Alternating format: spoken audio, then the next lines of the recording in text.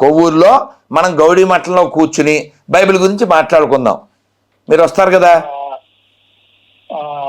గుళ్ళోకి వస్తారుగా. మీ పేరేమన్నారు? గోవిందా?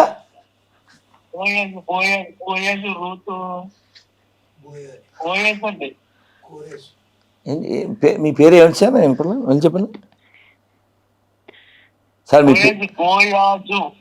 కోయాజు. మీ ఇంటి పేరు సార్?